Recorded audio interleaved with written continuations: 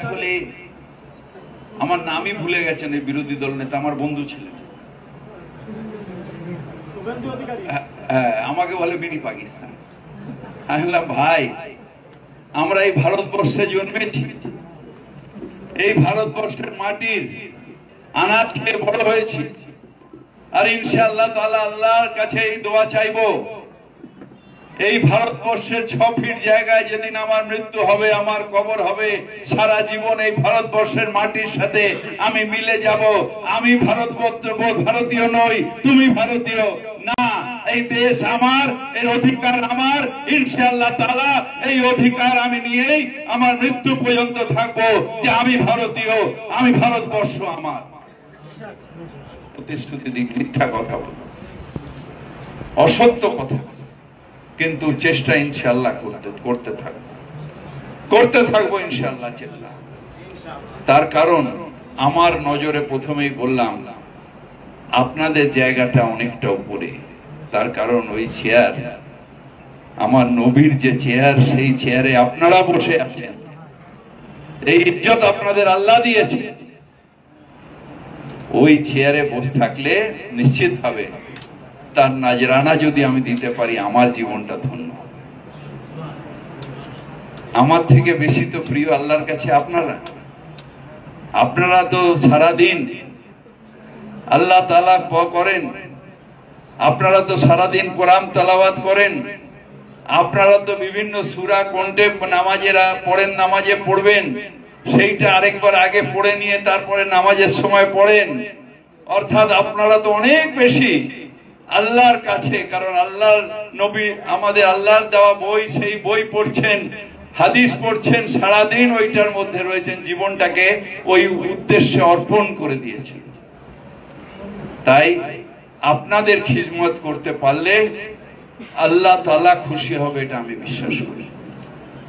একটা মসজিদে আমার ঠিক আছে, আমি যা পারি করি, কিন্তু সবাইকে যেদিন পড়তে পারবো ইনশাআল্লাহ তাআলা, এবং মুখ্যমন্ত্রী নিজে এইটা উপলব্ধি করেন সবসময়।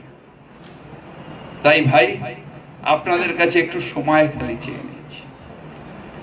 আর যেটা শওকত বলল যে আমাদের উদ্দেশ্য আমরা এক থাকব।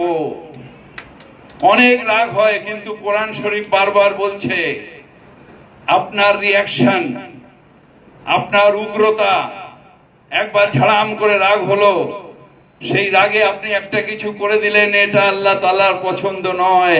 আল্লাহ তাআলা সব সময় বলছে সাবার সাবার সাবার। তাহলে এই সাবার নিয়ে আমরা ইনশাআল্লাহ তাআলা একসাথে থাকব। তার কারণ কোরআন শিখিয়েছেন আমাদের, কোরআন শরীফ বলছেন ইউনিটি ইজ দি স্ট্রেংথ।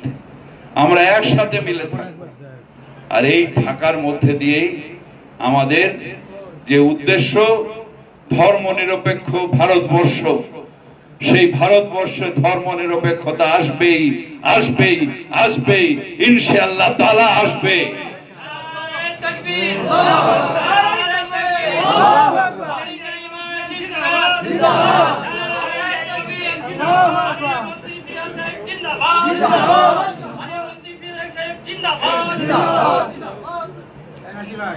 আমাকে অনেকে বলে আপনি সব জায়গায় যান, সবার জায়গায় যান। আলাম এটাও আমার ধর্ম আমাকে শিখিয়েছে, আমার ধর্ম আমায় বলেছে, আমার ধর্ম আমার কাছে, তোমার ধর্ম তোমার কাছে, আমার ধর্ম আমার কাছে শ্রেষ্ঠ, তোমার ধর্ম তোমার কাছে। তোমার ধর্মের সাথে আমার ধর্মের কোনো বিবাদ নেই। আমার ধর্মের সম্মান তুমি করো, তোমার ধর্মের সম্মান আমি করব, কিন্তু আমরা আমার ধর্ম আচরণ করব এবং তার মধ্যে দিয়েই জান্নাত হাসিল হবে, এটা আমরা বিশ্বাস করি এবং বিশ্বাস করতে করতেই মৃত্যু হবে। আজকে কি বলে,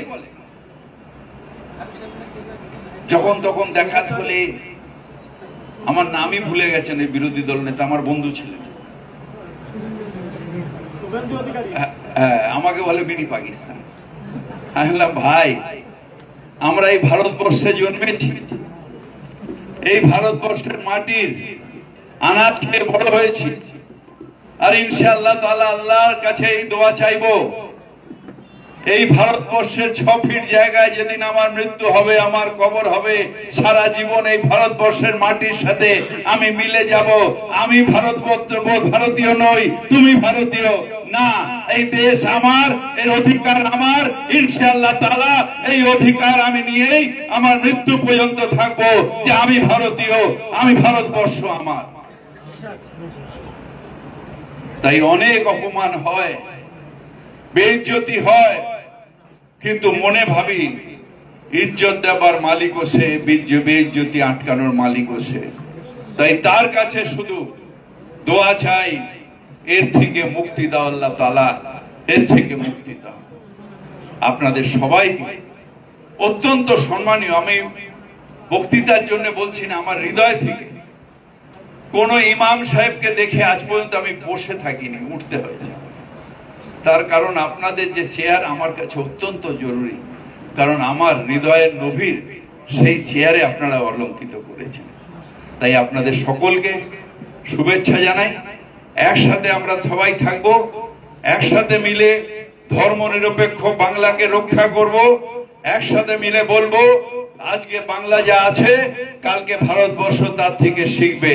আপনাদের সবাইকে আন্তরিকভাবে অভিনন্দন জানাই। আর আমরা সবাই মিলে আসুন একসাথে থাকি। আপনাদের সবাইকে আবার সালাম জানিয়ে আমার বক্তব্য শেষ করছি। সকলে বসে যাবেন। এখন বাকি যে ইমাম রত্নগুলো বাদ আছে আমরা দেব।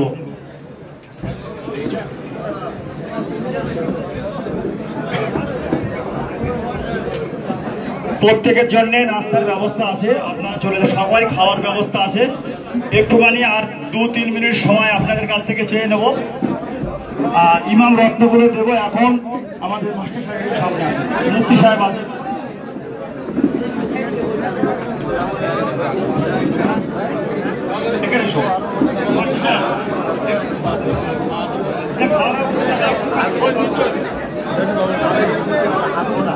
সকলের খাওয়া দেব। স্যার চলে যাচ্ছেন, স্যারকে একটু সাইড করে দেন।